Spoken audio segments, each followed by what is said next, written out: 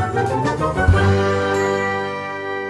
students, what's up? This is Sachin and you are watching Sage.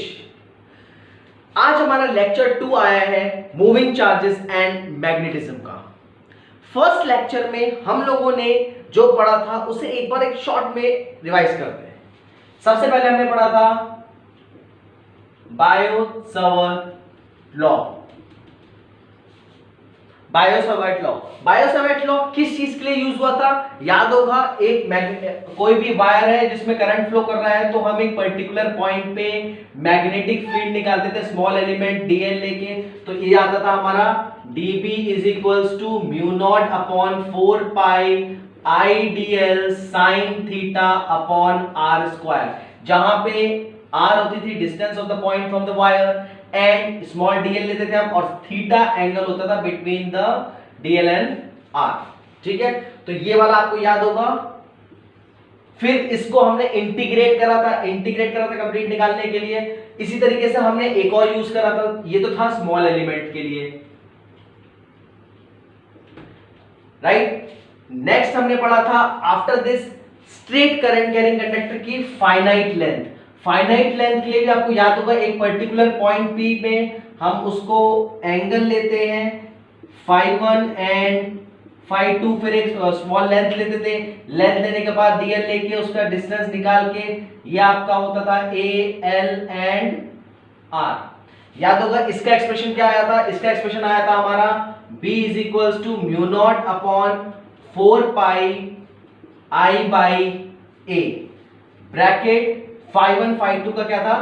sin φ1 plus sin φ2। अगर ये चीज आपने अभी नहीं पढ़ी है तो फर्स्ट लेक्चर में जाके इसको पढ़ो, क्योंकि इसी के बेसिस पे हम आगे सॉल्व करेंगे। अब देखो, ये तो था आपका फाइनाइट लेंथ के लिए। अच्छा, इनफाइनाइट लेंथ के लिए क्या था हमारा? जल्दी से एक बार फिर से देख लेते हैं। इसी में इसी डायग्राम में देख लेते हैं। इनफाइनाइट लेंथ में हम इंफिनिटी मानते हैं, और अगर इंफिनिटी हो गया इसकी डिस्टेंस तो ये कहां मीट करेगा? ये एंगल हमने पैरेलल लिया था।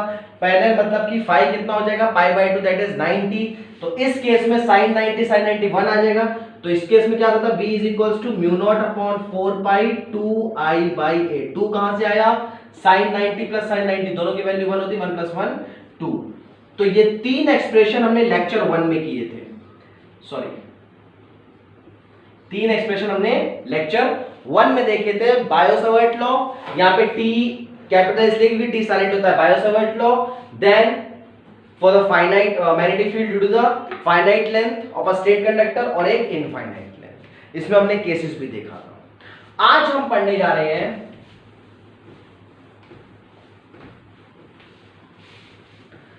Magnetic field due to the circular loop. Magnetic field at the centre, कोई सर्कुलर लूप है। अभी हमने पढ़ा था स्ट्रेट करंट कैरिंग कंडक्टर सीधा, अब सर्कुलर लूप। सर्कुलर लूप के लिए पहले तो हम डायग्राम देखते हैं। एक सर्कुलर लूप बनाते हैं हम, सॉरी, ये आपका करंट फ्लो हो रहा है, थोड़ा डायग्राम टेढ़ा बन रहा है, इसको सीधा कर लेते हैं।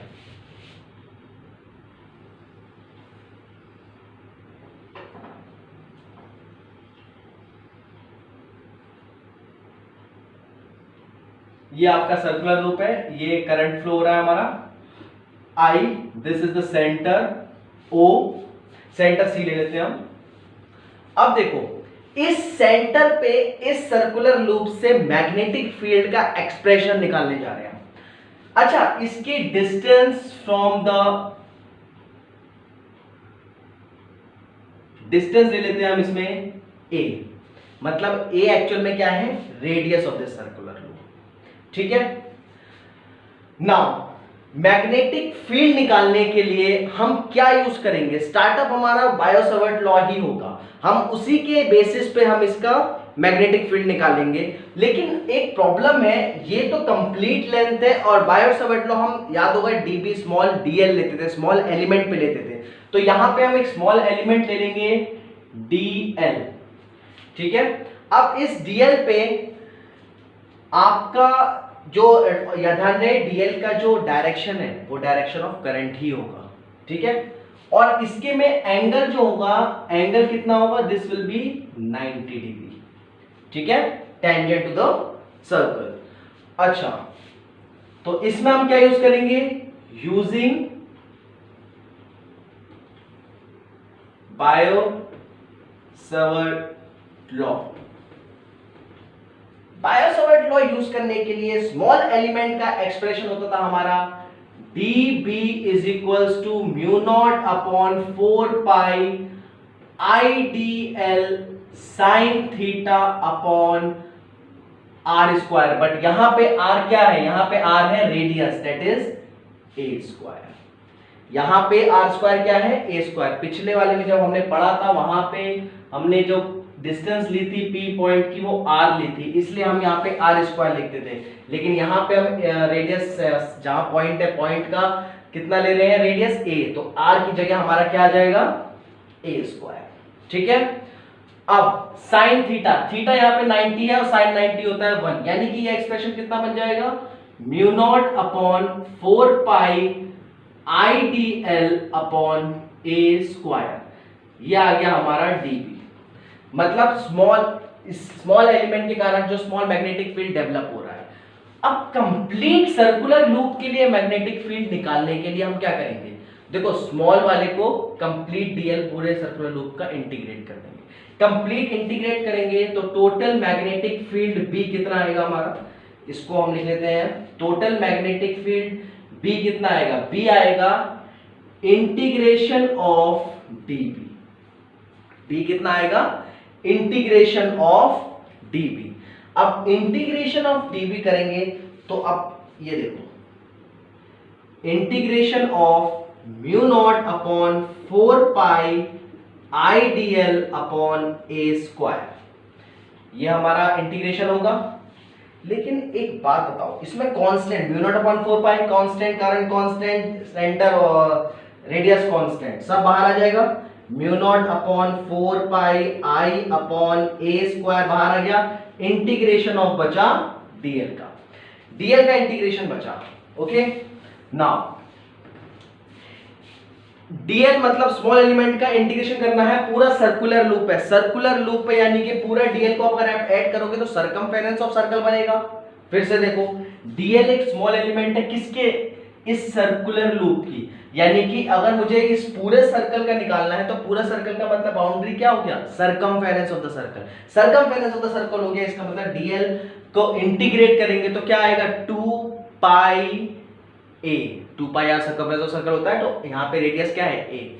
तो इसको हम लिख सकते हैं b is equals to mu not upon 4 pi I upon a square. Integration of dl क्या आ गया, 2 पाई ए, एक ए से एक ए कैंसिल हो जाएगा, क्या बचेगा, b is equals to mu not upon 4 pi 2 pi I upon A. So this is the expression for the magnetic field at the center of the circular loop. Circular loop के centre में magnetic field, total magnetic field कितनी होगी, mu naught upon 4 pi 2 pi I upon ए। इसको note कर लो आप आराम से। Now we will see cases, इसी के हम थोड़े से केसेस देखेंगे, आप तब तक इसको आराम से नोट कर लो। फिर से बता रहा हूं, हमने बायो-सवार्ट लॉ से यूज करा, स्मॉल एलिमेंट पे लिया, स्मॉल एलिमेंट के बाद हमने इंटीग्रेट कर दिया डीएल को टोटल सरकमफेरेंस ऑफ सर्कल का, तो आ गया हमारा 2 पाई आई अपॉन ए। आप अगर चाहो तो इसको और भी जब हम इसको न्यूमेरिकल में यूज करेंगे तो आप इसमें एक चीज और कर सकते हो, देखो आप इसको और रिड्यूस कर सकते हो, तो ये हो जाएगा और b is equals to mu not upon 4 pi. अब देखो पाई से पाई कैंसिल हो जाएगा, 2 2 4, तो ये हो जाएगा म्यू नॉट अपॉन 2 आई अपॉन ए। ठीक है, और भी रिड्यूस हो सकता था ये, लेकिन अभी मैं उसको प्रॉपर एक्सप्रेशन के बेसिस पे ही ले रहा हूं, कोई दिक्कत नहीं, दोनों में से आप कोई भी लिख दो, कोई गलत नहीं है। ठीक है, नाउ अच्छा अब हम देखेंगे केस नंबर 1। केस वन क्या होगा, केस 1 होगा अगर मान लेते हैं कि इसमें और भी सर्कुलर लूप है, n नंबर ऑफ टर्न्स है। ठीक है, for n number of turns. ये मैग्नेटिक फील्ड का फॉर्मूला कैसे कन्वर्ट हो जाएगा?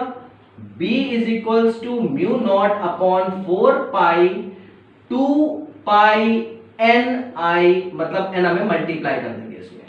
सिंपल सा एक चीज लिखनी है आपको, हम क्या करेंगे, n को उसमें जितने भी नंबर ऑफ टर्न्स होंगे उसको मल्टीप्लाई कर देंगे। तो ये हमारा अगला एक्सप्रेशन हो गया for n number of turns. इस सर्कुलर लूप में अगर n नंबर ऑफ टर्न्स होंगे तो उसके लिए हम मैग्नेटिक फील्ड का फॉर्मूला यूज करेंगे, सेम फॉर्मूला सेम रहेगा, बस n मल्टीप्लाई हो जाएगा। ठीक है, चलो नेक्स्ट केस, केस 2। केस 2 में हम बात करने वाले हैं कि अगर करंट का डायरेक्शन हम रिवर्स कर दें और कॉन्सेंट्रिक सर्कल ले लें, मतलब या तो करंट के दो डायरेक्शन होते हैं, सेम डायरेक्शन में, या रिवर्स कर दें, और दूसरी चीज कॉन्सेंट्रिक सर्कल ले लें। कॉन्सेंट्रिक सर्कल मतलब सर्कुलर लूप, दो सर्कुलर लूप है, मतलब दो सर्कल्स हैं सेंटर पे, एक की रेडियस होगा आपका a1, दूसरे का रेडियस होगा a2। ऐसा एक 10th क्लास में जो क्वेश्चन भी था आपको याद होगा, 10th में आपको एरिया रिलेटेड टू सर्कल में कई सारे सर्कल्स गिवन थे, कॉन्सेंट्रिक सर्कल्स, उसमें कलर के एरिया फाइंड करने थे, ब्लू, ब्लैक, व्हाइट। ठीक है, वही वैसा ही डायग्राम है कॉन्सेंट्रिक सर्कल्स का, a1 और a2 दो रेडियस है। तो इस केस में हम क्या करेंगे, ये फॉर्मूला कोई दिक्कत वाली बात नहीं है, फॉर्मूला सेम रहेगा, आपका यही चीज आपका रिड्यूस हो जाएगा मैग्नेटिक। अब उसमें दो कंडीशन बनती है, करंट का डायरेक्शन सेम है या रिवर्स हो गया। अगर करंट का डायरेक्शन सेम है तो हम यहां पे लिख लेते हैं for same direction of current, for same direction. For same direction के लिए फॉर्मूला बनेगा B is equals to mu not upon 4 pi. अब देखो फॉर्मूला आपका सेम रहेगा, 2 पाई i। A हमारा चेंज हो रहा है, A दो और A1 और A2, तो हम दोनों को ऐड कर लेंगे, 1 upon A1 plus 1 upon A2। So this will be the formula in the case of, इसको ज्यादा हो जाएगा, इसको डिफरेंशिएट थोड़ा सा करते हैं, ये ताकि कंफ्यूज ना हो, इसलिए मैं आप डिफरेंट पेन यूज कर रहा हूं। B इज इक्वल्स टू, ये आपका फॉर्मूला हो जाएगा सेम डायरेक्शन ऑफ करंट के 1 upon A1 plus 1 upon A2। अच्छा, अगर करंट का डायरेक्शन रिवर्स करते हैं, इस केस में कॉन्सेंट्रिक सर्कल के केस में करंट का डायरेक्शन हम रिवर्स कर दें, ये केस जो है यहां पे लिख लेना है, this is for concentric circular loop, concentric circular loop. ठीक है, ये चीज आप ऐसे लिखो ताकि दिक्कत ना हो आपको समझने में। फॉर कॉन्सेंट्रिक सर्कुलर लूप ये वाला है, तो इसको रब कर देते हैं आप।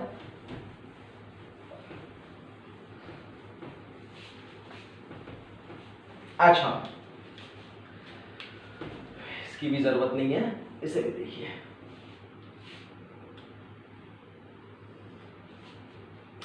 केस 2 था। अब हम लेंगे केस 2 का second part, for the same direction, for reverse direction, for reverse direction. अगर डायरेक्शन रिवर्स हो जाएगा, सिर्फ थोड़ा सा चेंज आएगा, यहां पे प्लस की जगह माइनस हो जाएगा, इसका मतलब इसके लिए मैग्नेटिक फील्ड का फॉर्मूला बनता है B is equals to mu not upon 4 pi 2 pi i bracket 1 upon A1 minus 1 upon A2। This is the condition for the reverse direction of concentric circle. ये केसेस आपके generally numericals में use होंगे, जब आपको different condition या कोई भी चीज पूछ लेता है, वहां पे हमें ये कंफ्यूज नहीं होना है कि कौन सा फॉर्मूला यूज होगा। देखो शुरू से बायोट-सावर्ट लॉ कब होगा छोटे एलिमेंट के लिए, उसके बाद हम स्ट्रेट, अगर मान लो क्वेश्चन में स्ट्रेट कंडक्टर दिया है, स्ट्रेट कंडक्टर के लिए कोई पॉइंट निकालना है, फाइनाइट लेंथ है तो हम फॉर्मूला अपना यूज कर लेंगे sin phi वाला। अगर इनफाइनाइट लेंथ है तो हम दूसरा वाला फॉर्मूला यूज कर लेंगे 2i अपॉन a वाला, mu naught upon 4 pi 2i upon a। अगर उसके बाद सर्कुलर लूप का है तो सर्कुलर लूप का मैग्नेटिक फॉर्मूला हमारा b बन गया mu naught upon 4 pi 2 pi i upon a। n number of turns है तो हम उसमें n जोड़ देंगे। अगर कॉन्सेंट्रिक सर्कल्स दिया है और सेम डायरेक्शन में करंट उसका रिवर्स नहीं करा है तो 1/a plus 1/a1 plus 1/a2। अगर कॉन्सेंट्रिक सर्कल दिया है और डायरेक्शन भी चेंज कर दिया है करंट का तो माइनस हो जाएगा। ठीक है, नाउ केस 1 केस 2। अब हम बात करेंगे केस 3 की।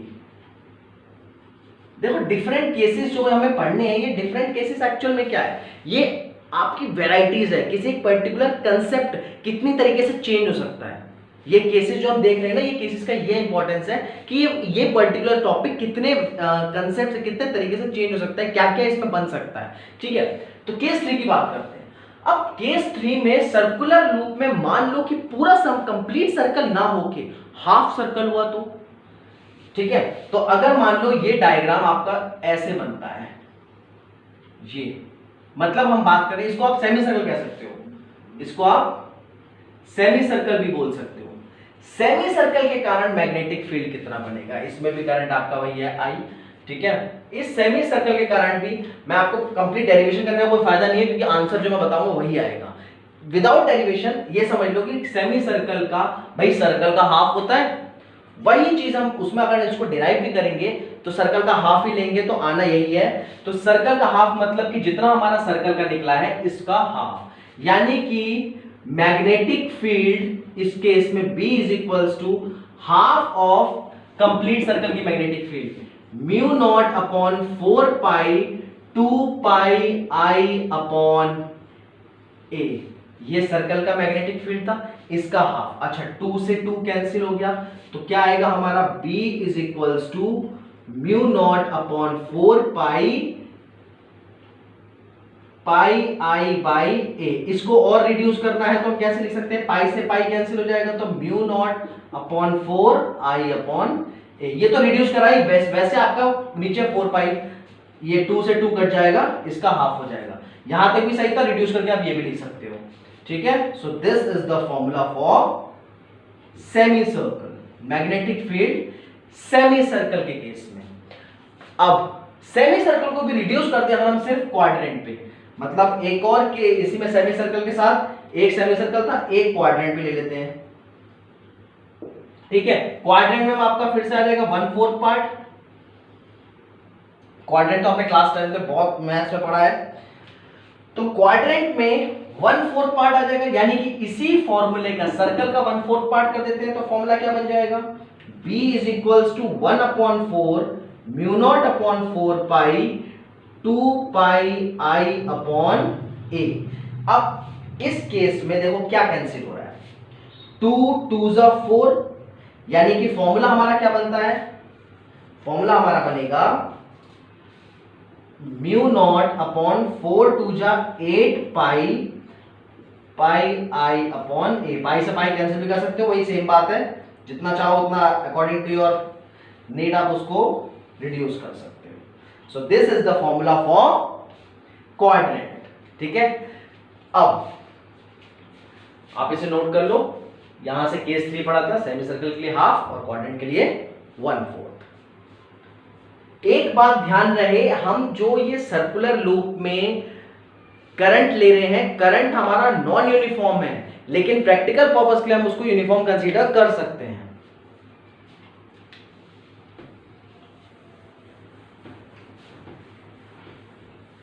एक लास्ट केस देखेंगे हम इस टॉपिक पे, और ये लास्ट केस थोड़ा सा समझो कि इंपॉर्टेंट भी है, या कह सकते हैं अलग भी है थोड़ा सा। केस नंबर 4, केस 4, केस 4 में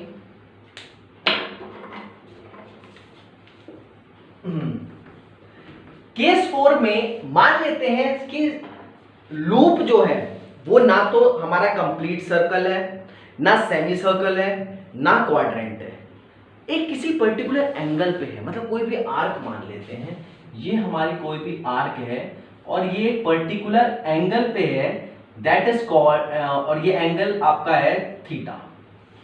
रेडियस आपका वही होगा जो चलता आ रहा है, ए, रेडियस हमारा ए ही होगा यहां से लेके यहां तक। ठीक है, रेडियस ए ही है, एंगल थीटा है, लेंथ हमारा सेम होगा एल, लेंथ हम एल ले लेते हैं इसको, ठीक है। अब इस केस में मैग्नेटिक फील्ड कितना होगा, एक पर्टिकुलर एंगल है थीटा, मतलब हम सिंपल ले लेते हैं for an arc eight angle, कोई भी एंगल ले लेते हैं थीटा, थीटा यहां पे रेडियन मेजर का, रेडियन में मेजरमेंट है इसका, डिग्री में नहीं है। तो थीटा एंगल के लिए हम कैसे करेंगे, देखो थीटा एंगल के लिए सिंपल है, अभी आप जो यूज कर रहे थे वही यूज करेंगे। कैसे यूज करेंगे, चलिए देखते हैं। बायो-सावर्ट्स लॉ से हमने देखा था, अगर इससे स्मॉल एलिमेंट ले लें, यहाँ पे डी एल, कोई भी ले लेते हैं, यहाँ पे डी एल ले लेते हैं, इसी को ले लेते हैं डी एल, तो स्मॉल एलिमेंट के लिए डी मैग्नेटिक फील्ड कितना होगा, mu naught upon 4 pi I D L sine theta upon a square. अब ये आ जाएगा mu naught upon 4 pi I D L upon a square, sine theta sine 90 आपका 1 हो जाएगा। तो ये आ गई हमारी मैग्नेटिक फील्ड इतनी, ठीक है। कोई दिक्कत इतना में क्या करा हमने, कुछ नहीं है, बायो-सावर्ट लॉ से यूज करा, स्मॉल एलिमेंट डीएल के लिए हमने फॉर्मूला अपना डीबी का लिख लिया जो हमने डिराइव करा था फर्स्ट लेक्चर। यहां पे आपको डीएल पार्ट को इंटीग्रेट करना है, लेकिन कितना इंटीग्रेट करना है, जितनी इसकी लेंथ है। अब ये लेंथ ना तो कंप्लीट सर्कल है, ना सेमी सर्कल है, ना क्वाड्रेंट है, नहीं तो कि हम अपना सर्कल के बेसिस पे हाफ कर ले या 1/4 कर ले। इस केस में क्या करेंगे, एक छोटा सा मैथमेटिकल फॉर्मूला यूज करेंगे, क्लास 10th में आपने पढ़ा था, फॉर्मूला है since theta is equals to arc upon radius, that is equals to, या लिख लो आप, और theta is equals to, arc हमारा है एल, रेडियस है ए, यहां से एल कितना हो जाएगा, ए थीटा, ये देखो ये फॉर्मूला हम कंसेप्ट यूज करने जा रहे हैं, l is equals to a theta. अब एक बात बताओ, मैग्नेटिक फील्ड को हम इंटीग्रेट करते हैं, इंटीग्रेशन करना है तो हमारा क्या आएगा, हमारा इंटीग्रेशन करके आएगा b is equals to integration of db, यानी कि integration of mu not upon 4 pi I dl upon a square, constant बाहर ले लेते हैं तो mu not upon 4 pi I upon a बाहर आ गया, इंटीग्रेशन ऑफ dl। अब यहां से हमारा मेन काम स्टार्ट है, इंटीग्रेशन ऑफ dl, dl को हम इंटीग्रेशन कितना कर रहे हैं, लेंथ का, और लेंथ हमारी कितनी है, a थीटा, तो यहां पे हम इसकी जगह a थीटा लिख सकते हैं, तो ये आ जाएगा हमारा mu naught upon 4 pi I upon A into A theta, right, sorry A square into A theta, एक ए से एक ए कैंसिल हो जाएगा, क्या बचेगा हमारा, बचेगा b is equals to mu not upon 4 pi, अब देखो i upon a into theta, i upon a into theta. So this is the formula for magnetic field at an arc, sorry by theta, कोई भी arc का जिसका angle theta है, कोई particular angle नहीं गिवना, उस केस में हम क्या यूज करेंगे, b is equals to mu not upon 4 pi i by a theta use करेंगे, ठीक है। तो this was the concept of a magnetic field due to the circular loop at the centre. अब इसी केस में हम, आप पहले नोट कर लो फिर हम नेक्स्ट स्टार्ट करते हैं। अब नेक्स्ट हमारा होगा magnetic field due to the axis. Complete आप आराम से नोट कर सकते हो, सारे केसेस हैं इसमें, पूरा का पूरा कंसेप्ट आपका, जितना भी magnetic field due to the circular loop है सेंटर में, उतनी कितनी वैरायटीज हो सकती हैं, क्या क्या उसमें कंसेप्ट आ सकता है, सारा यूज किया है। इसके बाद हमें सिंपल न्यूमेरिकल सॉल्व करना है, this concept will be very easy to you. So I hope आपने लिख लिया होगा। Now we will move to next topic, and that topic is magnetic field at the axis. Next topic is magnetic field में, यहां पे B लिख ले रहा हूं, मैग्नेटिक फील्ड बी, यानी कि अब मैग्नेटिक फील्ड देखो कहां पे, अभी तक हमने कहां पढ़ा था, अब हम पढ़ेंगे magnetic field at a point on the axis of the loop. Magnetic field B at the point on the axis of the loop.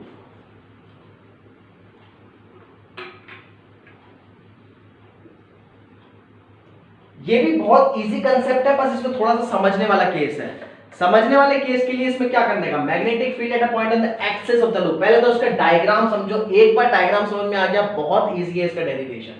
देखो एक हम लूप लेते हैं, ठीक है, इस लूप के एक्सिस पे, इस लूप के एक्सिस पे एक पॉइंट लेते हैं, ये पॉइंट है हमारा P। डायग्राम समझो, इसका डेरिवेशन बहुत इजी है, कोई दिक्कत नहीं आएगी। यहां देखो ज्यादा लंबा हो गया। इस P पॉइंट पे ये आपका एक्सिस है, इसकी डिस्टेंस है x from the centre. Centre से इस पॉइंट की जहां पे हमें मैग्नेटिक फील्ड निकालना है, इसकी डिस्टेंस है x। रेडियस हमारा वही होगा जो हम लेते आ रहे हैं अभी तक। कितना रेडियस हम कितना लेते आ रहे हैं, दैट इज a। ठीक है, ये डायग्राम है, ये पॉइंट P है जहां पे मैग्नेटिक फील्ड निकालेंगे। कितनी दूर है ये सेंटर से, इस सर्कुलर लूप के x डिस्टेंस पे, रेडियस कितना है हमारा लूप का a। ठीक है, वही पहले वाली बात, डायग्राम बनाओ। इसके बाद हम क्या करने वाले हैं, सिंपल जो हम यूज करते हैं अपना बायो-सावर्ट लॉ। चलो पहले आप डायग्राम बना लो। बायो-सावर्ट लॉ के लिए हम क्या करेंगे, स्मॉल एलिमेंट लेंगे अगेन dl। एंगल कितना बनेगा बीच में, 90। इसको हम ज्वाइन कर देते हैं इससे। डिस्टेंस कितनी होगी r, r और dl के बीच में हमारा एंगल वही होगा 90 डिग्री। ठीक है, सेम कंडीशन है, यही हमने वो उसमें भी यूज करा था स्ट्रेट करंट कैलकुलेटर पे, वही हम यहां भी यूज करने वाले हैं।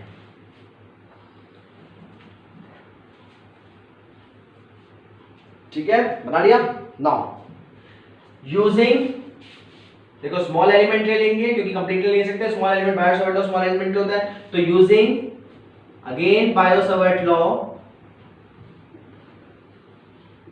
बायो-सावर्ट लॉ यूज करेंगे तो क्या आएगा हमारा स्मॉल एलिमेंट के लिए, dB is equals to mu not upon 4 pi IDL sin theta upon r square. यहां पे हम r ही डिस्टेंस है। अब देखो यहां पे कंफ्यूज नहीं होना कि a क्यों नहीं लिया, a आपका सेंटर ऑफ द सर्कल है, यहां पे हम r ले रहे हैं इस पॉइंट के p पे निकाल रहे हैं बायो-सावर्ट लॉ से, तो r स्क्वायर आएगा। अब देखो sin एंगल परपेंडिकुलर ही होगा इसका, उसके बाद sin 90, तो sin 90 हमारा 1 होता है, तो dB कितना आ जाएगा, dB is equals to mu not upon 4 pi IDL upon r square. अच्छा एक चीज आपको मैं बताना भूल गया पिछले वाले सर्कुलर लूप में भी, कि अगर इसकी डायरेक्शन निकालना है, क्योंकि वेक्टर फॉर्म नहीं लिखा था हमने, तो अगर इसकी डायरेक्शन निकालना है तो डायरेक्शन हम वैसे निकालेंगे जैसे हमने पहले पढ़ा था, dl क्रॉस r। तो dl vector cross r vector याद होगा आपको, पिछले वाले लेक्चर में मैंने आपको एक्सप्लेन भी किया था। वेक्टर लॉ से हम a cross b is equals to ab sin theta लेते थे। डायरेक्शन निकालने के लिए हम right hand thumb rule, right hand palm rule या फिर मैक्सवेल कॉक्सक्यू रूल यूज करते। तो यहाँ पे कैसे यूज करेंगे, मान लो करंट का डायरेक्शन आपका ये है I, तो I के डायरेक्शन में dl का डायरेक्शन दिया है हमने, क्योंकि I तो हमारा स्केलर क्वांटिटी है, तो यहां पे हम dl के डायरेक्शन को उसी में लेंगे। अब देखो करंट के डायरेक्शन में हमने रखा, ठीक है, थंब को हम करंट के डायरेक्शन में रखेंगे, तो यहां पे राइट हैंड को अगर हम इसमें यूज करेंगे तो करंट का डायरेक्शन आपका कहां आएगा, इनवर्ड।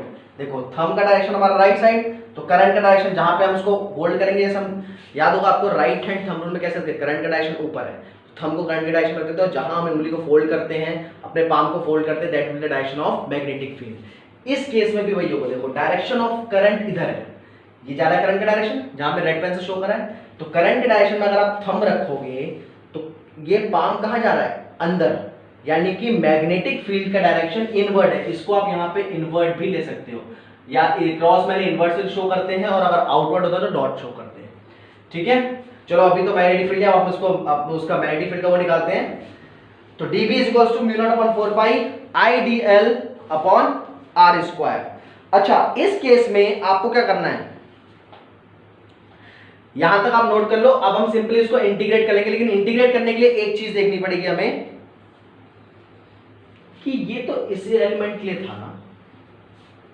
आप एक चीज नोट करो कि ये यहां पे है, अगर यहां से लेंगे, एक पॉइंट और लेते हैं हम, यहां से भी dl ले लेते हैं, तो इस केस में dl, ये जो स्मॉल एलिमेंट यहां पे लेंगे, इसके कारण भी तो यहां पे होगा, ये एंगल थीटा है तो ये भी एंगल हमारा थीटा होगा। तो अब हम यहां पे क्या करेंगे, हम इसको दो कंपोनेंट में रिजॉल्व करेंगे। क्यों? क्योंकि एक तो डीबी मैग्नेटिक फील्ड इस वाले के कारण बन रहा होगा, जिसे हम इसको शो करते हैं, देखो रेड से मैं शो कर रहा हूं इसको, सॉरी ब्लू से, ये आपका हो गया एक मैग्नेटिक फील्ड, इसके 90 डिग्री परपेंडिकुलर पे होगा, एक मैग्नेटिक फील्ड इसके कारण नीचे वाले के कारण बनेगा ऊपर, तो ये भी आपका डीबी बन रहा है, ये भी आपका डीबी बन रहा है, यानी कि इसका हम दो पार्ट में रिजॉल्व करेंगे। दो पार्ट में रिजॉल्व मैं आपको रेड पेन से करो, देखो एक हमारा इसका कंपोनेंट को दो में रिजॉल्व करोगे तो एक बनेगा डीबी cos थीटा, एक बनेगा डीबी sin थीटा, तो दो कंपोनेंट में हमारे रिजॉल्व होता है। तो ये हो गया हमारा डीबी cos थीटा और ये हो गया हमारा डीबी sin थीटा। अच्छा, यही सेम इसका के कारण भी होगा, ये जो मैग्नेटिक फील्ड का डायरेक्शन बन रहा है इसके कारण भी होगा, ये आपका फिर से बन गया, ये भी आपका dB cos theta and dB sin theta. इसको इजीली समझना है तो इसको आप बाहर की साइड भी ले सकते हो, मतलब ये डायग्राम हम ऐसे भी बना सकते थे, ये आपका पॉइंट P है, इस पॉइंट पे एक डीबी डायरेक्शन इधर, एक डीबी डायरेक्शन इधर, इसको हम रिजॉल्व करेंगे तो ये बनेगा डीबी cos थीटा और ये बनेगा डीबी sin थीटा। बाहर लो तो इजी है, अंदर ले लो बाहर ले लो एक ही बात है, कोई दिक्कत वाली बात नहीं है, दोनों तरफ यूज कर सकते हो आप। इस वाले डीबी के देखो, इस वाले डीबी के लिए भी आपका ये बनेगा डीबी cos थीटा में रिजॉल्व हुआ और ये डीबी sin थीटा में, दोनों कंपोनेंट हम रिजॉल्व कर सकते हैं। तो हमने क्या किया यहाँ पे जो प्रॉपर्ली यूज किया है, ये इसमें cos थीटा और sin थीटा में इसे तोड़ लिया। अब इसके कारण, इस वाले के कारण ये cos थीटा, इस वाले के कारण ये cos थीटा, इस वाले के कारण ये cos थीटा, दोनों cos थीटा कैंसिल आउट हो जाएंगे आपस में, ये वाला इसको यूज नहीं होने देगा, ये वाला इसको यूज नहीं होने देगा, तो हम इंटीग्रेट किसको करेंगे, sin थीटा को। ध्यान रहे, अगर हम cos थीटा क्यों नहीं ले रहे, cos थीटा नहीं ले रहे क्योंकि इसके कारण जो cos थीटा बन रहा है वो इसको कैंसिल आउट कर दे रहा है, आपस में ये कैंसिल हो जा रहे हैं, हमारा बच क्या रहा है sin थीटा दोनों केस में।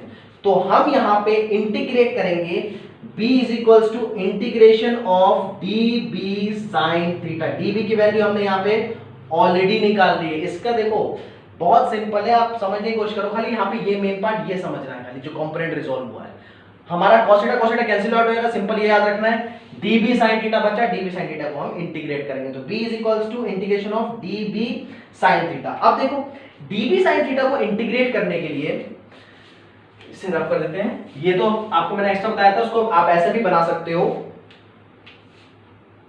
तो अब देखो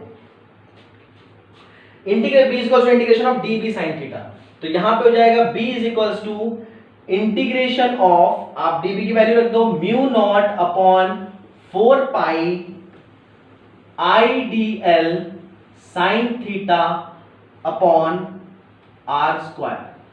अब यहां पे एक चीज आपको समझनी पड़ेगी, ये हम डायरेक्ट भी लिख सकते थे लेकिन मैंने आपको एक्सप्लेन करके लिखवाया है। अब यहां पे sin थीटा, थीटा हमें गिवन है, हमारे पास ये राइट एंगल आपके पास है, ठीक है, थीटा गिवन है, तो हम इसमें sin थीटा की वैल्यू नहीं निकाल सकते। देखो sin थीटा जो हम एक्स्ट्रा निकाल रहे हैं वो मैं रेड पेन से लिख रहा हूं, चलो ब्लू से लिख देता हूं, आपको सही से लिखिएगा। sin थीटा, sin थीटा, अब देखो sin का फॉर्मूला फटाफट से, ट्रिग्नोमेट्री sin का फॉर्मूला परपेंडिकुलर अपॉन हाइपोटेन्यूज। इस थीटा के लिए परपेंडिकुलर कौन सा होगा, एंगल के सामने वाली साइड, याद होगा sin थीटा cos थीटा।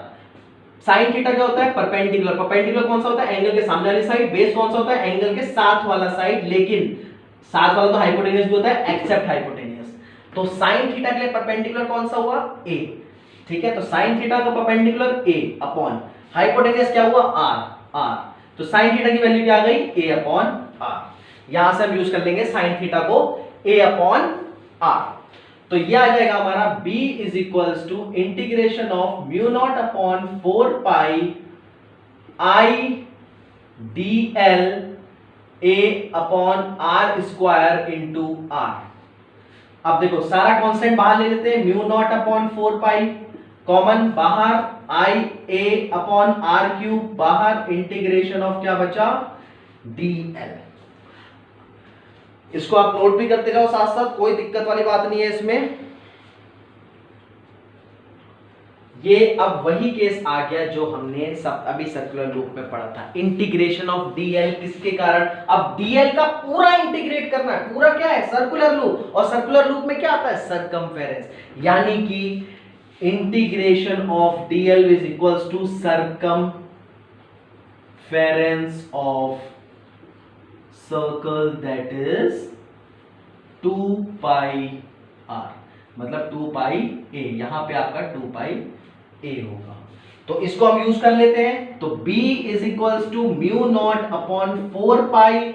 याद करो फिर से, dl को इंटीग्रेट कर रहे हैं तो पूरा सर्कमफेरेंस तो सर्कल आ रहा है, दैट इज 2 पाई ए। तो mu not upon 4 pi i by a upon r cube into 2 pi a। अब देखो a इंटू ए स्क्वायर, पाई से पाई कैंसिल कर सकते हो, लेकिन मैं पूरा एक ही रिस्पेक्ट में ले रहा हूं क्योंकि हम शुरू से फॉर्मूला इसी में याद करते आ रहे हैं, तो दिक्कत नहीं होगी आपको याद करने में। b is equals to mu not upon 4 pi 2 आ गया, i आ गया, a इंटू ए स्क्वायर आ गया upon r cube. So this is a magnetic field due to the circular loop on the axis. नहीं, अभी ये कंप्लीट नहीं होगा। अभी देखो 2 pi i a square upon r cube. ये कंप्लीट आंसर क्यों नहीं है? अब देखो हमने लिया है r क्यूब, लेकिन हमें निकालना किस पे है? एक्सिस पे निकालना है। एक्सिस r नहीं है, एक्सिस x है। ये देखो एक्सिस की डिस्टेंस हमने कौन ली है? x के रिस्पेक्ट में। r तो हमने डिस्टेंस माना है इस स्मॉल एलिमेंट का इस पॉइंट से, तो हम r में आंसर नहीं छोड़ सकते, ठीक है? हम एक्सिस की डिस्टेंस मिलेंगे। तो एक्सिस की डिस्टेंस मिलने के लिए आप देखो, अब हम क्या यूज करेंगे? अब हम यूज करेंगे इन ट्राइंगल। आप देखो r क्या है? हाइपोटेनियस। तो r square equals to a square plus x square है। आप इस ट्राइंगल को अलग से भी देख सकते हो ऐसे करके। ये आपका ट्राइंगल है, ये a है, ये x है, ये r है। तो r square is equals to a square plus x square होगा। तो r क्यूब कितना होगा? ये मैं अलग से यहाँ पे नोट लिख रहा हूं, आप इसी में से देख लोगे। यहाँ पे जो हम यूज कर रहे हैं स्पेस के कम स्पेस है इसलिए। r क्यूब कितना होगा? देखो पहले तो r स्क्वायर इधर जाएगा तो अंडर रूट को हम लिख सकते हैं a square plus x square की पावर 1/2। भाई अंडर रूट क्या होता है? अंडर रूट का पावर 1/2 ही तो होता है, तो पावर 1/2 ले लिया। यहां से r क्यूब कितना होगा? r स्क्वायर, अब ये उतना हो गया तो क्यूब में क्या आ जाएगा? a square plus x square की पावर 3/2। इसी का क्यूब कर देंगे, r हमारे पास आ गया तो r क्यूब कितना होगा? 3 into 1/2 यानी कि 3/2। तो r की जगह हम क्या यूज कर लेंगे? a square plus x square, तो हमने पूरा ही इसमें निकाल दिया।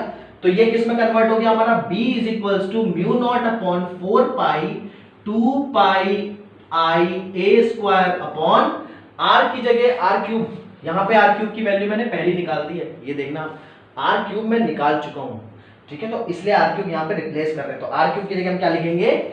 a square plus x square की पावर 3/2। कंफ्यूज नहीं होना, ये आपका फॉर्मूला है किसके रिस्पेक्ट में? एक्सिस के रिस्पेक्ट में। रिपीट कर रहा हूं, अगर थोड़ी दिक्कत देखने में दिक्कत हो तो mu not upon 4 pi 2 pi i a square upon r cube की जगह, देखो r की जगह हमने हाई पाई तो कर यूज करा a square plus x square.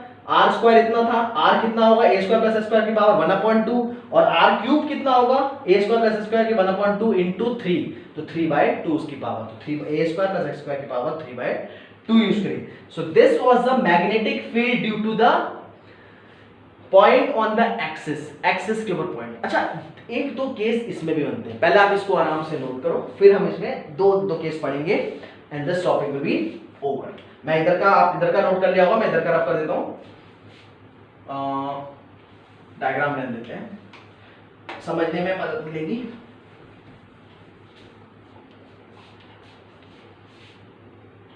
Case one तो हमारा वही होगा n नंबर ऑफ टर्न्स के लिए, n नंबर ऑफ टर्न्स के लिए हम case one n number of turns के लिए हम क्या ले लेंगे? n नंबर ऑफ टर्न्स के लिए कुछ नहीं करेंगे, इसी फॉर्मूले में n को मल्टीप्लाई कर देंगे तो हमारा फॉर्मूला बन जाएगा b is equals to mu not upon 4 pi 2 pi n i a square upon a square plus x square की पावर 3/2। ये हमारा केस का बन गया। ठीक है, केस 1 कोई दिक्कत नहीं, एन नंबर ऑफ टर्न्स के हिसाब से करना है। नाउ केस 2, केस 1 हो गया, अब केस 2 की बात करते हैं। केस 2, अगर यही पॉइंट, इसी पॉइंट को एक्सिस से ले जाके सेंटर पे ले आएंगे तो क्या होगा? इसी पॉइंट को सेंटर पे ले आएंगे तो क्या होगा? Eight the centre if point P lies at centre, centre में लाई करेंगे तो क्या होगा? इस केस में हमारी x की डिस्टेंस हो जाएगी वो 0 हो जाएगी। भाई सेंटर में तो x होगा ही नहीं ना, ये पॉइंट अगर सेंटर में आ गया तो ये तो x डिस्टेंस क्या है? सेंटर से लेके इस पॉइंट की डिस्टेंस है, ये 0 हो जाएगी, ये 0 हो जाएगी, तो ये पार्ट 0 हो जाएगा, ये पार्ट 0 हो जाएगा, तो a स्क्वायर की पावर 3/2 बचेगा, तो 2 से 2 कट जाएगा तो सीधे a क्यूब बचेगा। ठीक है, तो हमारा आएगा b is equals to mu not upon 4 pi 2 pi i a square upon a cube. अब a स्क्वायर कट जाएगा क्यूब से, तो ये कितना बचेगा? Mu not upon 4 pi 2 pi i upon a। कहीं पे शायद ये पढ़ा है आपने, आप भूल रहे हो। अभी अभी इससे पहले वाले टॉपिक में जो हमने सर्कुलर के केस में मैग्नेटिक फील्ड निकाली थी वो क्या था? यही तो था कि एक सर्कुलर लूप के सेंटर में कितनी मैग्नेटिक फील्ड बनेगी, सेंटर में। तो वही तो देखो, उसका एक्सप्रेशन वही तो आता था, ये mu naught upon 4 pi 2 pi i upon a, same चीज आया। ठीक है, क्रॉस वेरीफाई भी कर दिया। चलो, सो this was the case of if the point P lies at the centre, यानी कि x इज इक्वल्स टू 0। अच्छा, एक केस और देख लेते हैं।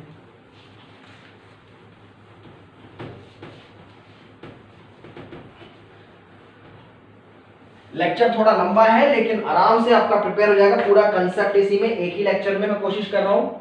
केस 3, अगर ये पॉइंट बहुत ज्यादा दूर हुआ, अगर ये पॉइंट बहुत ही ज्यादा दूर हुआ, यानी कि इसको हम ले सकते हैं इफ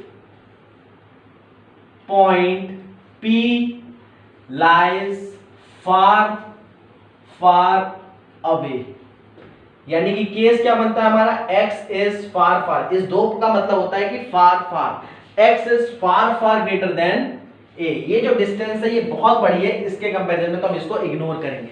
इसको इग्नोर करेंगे तो सेम फॉर्मूला हमारा क्या बनता है? फॉर्मूला हमारा बनता है, देखो, b is equals to mu not upon 4 pi 2 pi i, n नहीं लिखना है, a square upon a square plus x square की पावर 3/2। इस केस में हम a को इग्नोर कर रहे हैं, तो ये क्या हो जाएगा? Mu naught upon 4 pi 2 pi a square i upon, अब a को इग्नोर करोगे तो सिर्फ x बचेगा, x स्क्वायर की पावर 3/2, तो ये कितना आ जाएगा? Mu naught upon 4 pi 2 pi i a square upon x cube. ठीक है, तो ये हमारा मैग्नेटिक फील्ड आ गया इस केस में। अच्छा हाँ, एक चीज और, अब देखो पाई a स्क्वायर, यहां पे आप एक चीज और ले सकते हो कि पाई a स्क्वायर, पाई आपका और a स्क्वायर, सर्कल का एरिया क्या होता है? सिंस एरिया ऑफ सर्कल होता है हमारा पाई r स्क्वायर होता है, यहां पे r क्या है और यहां पे हम लेंगे पाई a स्क्वायर, क्योंकि हमारा r यहां पे a है, हमारा यहां पे r क्या है? a, तो हम इसको ले सकते हैं is equals to capital A। तो ये एक तरीके से और रिड्यूस हो सकता है, तो that is b is equals to mu not upon 4 pi 2i capital A upon x cube. आप कहोगे सर ये क्या कर दिया? ये कुछ नहीं करा है, बस एरिया ले लिया है। अगर किसी न्यूमेरिकल में आपको डायरेक्टली एरिया गिवन हो तो आप कंफ्यूज ना हो, हमारा ये भी आंसर ही है इस केस के लिए, और ये भी आंसर ही है।